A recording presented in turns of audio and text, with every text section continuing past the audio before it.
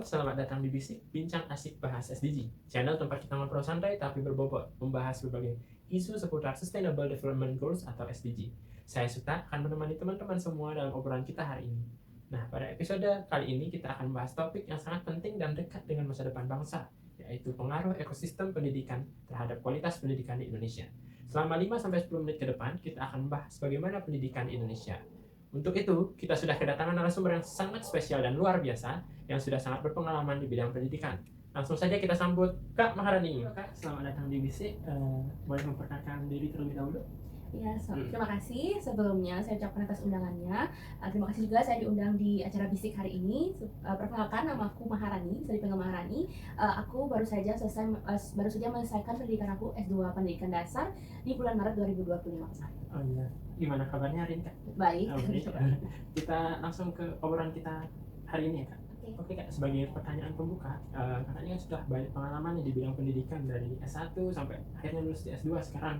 Menurut kakak, pandangannya kakak nih, bagaimana ekosistem pendidikan di Indonesia saat ini? Tentunya berkaitan dengan pencapaian Sustainable Development Goals atau SDG. Baik, terima kasih atas pertanyaannya. Untuk kondisi ekosistem pendidikan Indonesia saat ini, bisa dikatakan banyak mengalami kemajuan untuk mencapai SDG 4 ini, akan tetapi juga menghadapi tantangan-tantangan yang cukup kompleks. Kemajuan yang saat ini terjadi, yakni yang pertama mungkin dari program wajib 12 tahun, sudah semakin didorong lagi agar anak-anak bangsa kita bisa menuntaskan pendidikan menengahnya secara lebih merata. Lalu ada digitalisasi pendidikan yang mana sudah diberlakukan dan semakin dikembangkan. Pembelajaran saat ini tidak hanya secara konvensional saja, tetapi diinovasikan dengan keterlibatan adanya digital pada pembelajaran, sehingga menciptakan suatu pembelajaran yang lebih menyenangkan bagi siswa. Kemudian saat ini pemerintah juga telah aktif memberikan beasiswa untuk meningkatkan hasil output dari anak-anak bangsa tersebut, dan juga memperluas kesempatan bagi teman-teman kita yang mungkin kurang mampu dalam menempuh pendidikan, sehingga dapat dikatakan bahwa ekosistem pendidikan saat ini sudah cukup baik, apalagi dengan pemberlakuan kurikulum merdeka yang dimana juga menitik beratkan pada pendidikan karakternya, serta diberlakukan adanya program Merdeka Belajar yang dimana memberikan kesempatan bagi anak-anak bangsa kita untuk belajar sesuai dengan kebutuhannya, sehingga dapat dikatakan bahwa ekosistem pendidikan Indonesia saat ini sudah berjalan cukup baik. Oke, menarik sekali tadi jawabannya, dari adanya wajib belajar gitu, ada digitalisasi pendidikan, adanya beasiswa yang sudah diterapkan saat ini ya Kak. Mungkin dengan pandangan-pandangan yang tadi kakak sudah jelaskan, kan tentunya ada tantangan-tantangan yang masih perlu diatasi oleh masyarakat Indonesia di bidang pendidikan. Menurut kakak ini apa aja sih tantangan tersebut yang masih perlu kita hadapi dan perlu kita atasi untuk meningkatkan kualitas pendidikan di Indonesia? Terima kasih. Masalah-masalah yang dihadapi pendidikan di Indonesia saat ini, mungkin yang paling mendasar adalah kesadaran anak-anak bangsa kita tentang pentingnya belajar. Saat ini anak-anak kita masih berpikir bahwa belajar itu adalah sebuah kewajiban, bukan kebutuhan. Mereka masih belum mengetahui esensi dari belajar itu sendiri. Untuk itu perlu adanya perubahan mindset dari anak-anak kita agar mereka mengerti bahwa belajar itu memang kebutuhan mereka, dan belajar merupakan kegiatan yang mereka lakukan di sepanjang hayatnya. Lalu permasalahan yang kedua yang cukup memprihatinkan adalah rendahnya kemampuan literasi anak-anak bangsa kita. Hal ini didukung juga dari survei PISA yang dimana Indonesia masih berada di ranking 10 besar terbawah, yang mengartikan masih rendahnya literasi Indonesia saat ini. Hal ini juga relevan dengan apa yang terjadi di lapangan, baik di perkotaan maupun di pedesaan ataupun daerah-daerah terpencil. Masih ditemukan siswa-siswa yang belum mampu untuk membaca, bahkan untuk di tingkat sekolah dasar pernah saya temui siswa di kelas 5 SD belum bisa membaca. Jadi bagaimana literasi kita bisa maju kalau kemampuan membaca saja masih banyak yang belum mampu. Lalu permasalahan yang kita hadapi saat ini, yakni kegemaran anak-anak kita dalam hal membaca masih sangat perlu ditingkatkan lagi, karena yang seperti yang kita ketahui, dengan membaca mereka bisa mengembangkan kemampuan literasi yang dimilikinya.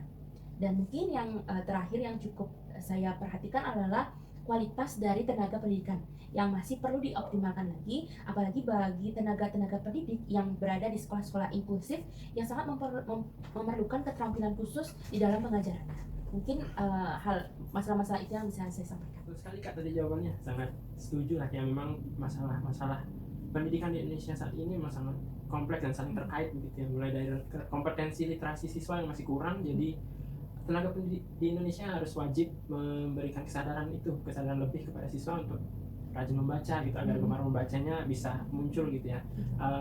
Berbicara tentang tenaga pendidik Indonesia, banyak mungkin yang fenomena yang beredar saat ini itu kesejahteraan ya, kesejahteraan tenaga pendidik masih kurang di Indonesia. Mungkin dari pandangan kakak sendiri, bagaimana sih pengaruh kesejahteraan dari tenaga pendidik terhadap kualitas pendidikan yang mereka berikan kepada siswa-siswa di Indonesia? Menurut saya, tingkat kesejahteraan khususnya dalam hal penghasilan tentunya cukup mempengaruhi kualitas pendidikan. Hal ini dikarenakan ketika tenaga pendidik sudah sejahtera atau kesejahteraannya sudah baik, maka mereka akan mampu lebih fokus untuk merancang sebuah pembelajaran yang lebih efektif bagi siswa sehingga mampu tercapainya tujuan pendidikan tersebut. Walaupun demikian, yang mana kesejahteraan tenaga pendidik saat ini memang bisa dikatakan belum optimal diberikan oleh pemerintah, tetapi saya melihat banyak guru atau tenaga-tenaga pendidik tetap berdedikasi secara penuh untuk memberikan pembelajaran yang baik kepada peserta didik. Namun alangkah lebih baiknya jika kesejahteraan tenaga pendidik bisa terpenuhi, maka kualitas pendidikan juga akan mampu lebih baik. Mantap sekali ya jawabannya. Memang kalau kita lihat kesejahteraan tenaga pendidik itu memang sangat berpengaruh tentunya dengan kualitas pendidikan yang akan mereka berikan kepada siswa-siswa di Indonesia begitu. Karena tenaga pendidik itu memang fondasi dari pendidikan di Indonesia. Kalau mereka aja belum sejahtera, bagaimana bisa mencerdaskan murid-murid kita gitu kan ya. Selain dari faktor SDM, mungkin kalau kita lihat ke lingkungan belajar ya, dari infrastruktur sekolah kan banyak juga itu masalah di bidang itu. Ya, saya penasaran nih dengan pandangan kakak, bagaimana pengaruh dari lingkungan belajar seperti infrastruktur sekolah, kelas gitu terhadap hasil belajar dan kualitas pendidikan yang diterima oleh siswa Indonesia. Sekolah tentunya sangat mempengaruhi kualitas pendidikan menurut saya. Seperti contoh ketika suatu sekolah tidak memiliki infrastruktur yang baik, pasti akan mempengaruhi proses belajar mengajar di sekolah tersebut. Seperti misal suatu sekolah memiliki atap yang bocor, meja dan kursi yang kurang layak digunakan, akan sangat mempengaruhi siswa tersebut dalam proses pembelajaran. Jadi adanya infrastruktur yang memadai sangat membantu memberikan motivasi siswa untuk belajar lebih baik lagi, dan siswa tersebut nantinya akan mencapai suatu prestasi akademik yang lebih tinggi. Setuju sekali saya dengan pendapat kakak terkait masalah infrastruktur pendidikan yang memang sangat berpengaruh dengan hasil pembelajaran yang diterima oleh siswa. Kalau memang kita nggak nyaman belajar, bagaimana bisa ilmu itu kita dapatkan gitu kan ya. Selanjutnya nih, mungkin banyak dari pendengar yang bertanya-tanya dari masalah-masalah yang sudah kita bahas dari tadi, mungkin apa yang pemerintah sebaiknya lakukan untuk mengatasi permasalahan tersebut agar kualitas pendidikan bisa semakin meningkat? Dari permasalahan-permasalahan yang terjadi, tentunya perlunya langkah-langkah strategis yang kita dapat lakukan. Menurut saya, langkah atau upaya yang bisa dilakukan baik dari pemerintah maupun tenaga pendidik, yakni yang pertama adalah pemerataan infrastruktur sekolah, baik dari segi pembangunan maupun dari fasilitas-fasilitas sekolah, seperti ruang kelas yang memadai, fasilitas laboratorium, jaringan internet, dan lainnya. Kemudian memperluas lagi program digitalisasi pendidikan dengan bantuan-bantuan perangkat pembelajaran dan pelatihan-pelatihan yang berkaitan dengan digitalisasi pendidikan. Kemudian upaya lainnya adalah pelatihan untuk kompetensi guru atau tenaga pendidik, yang dimana pelatihan ini bertujuan untuk mengembangkan lagi keterampilan-keterampilan yang dibutuhkan oleh tenaga pendidik untuk merancang suatu pembelajaran yang efektif bagi siswa.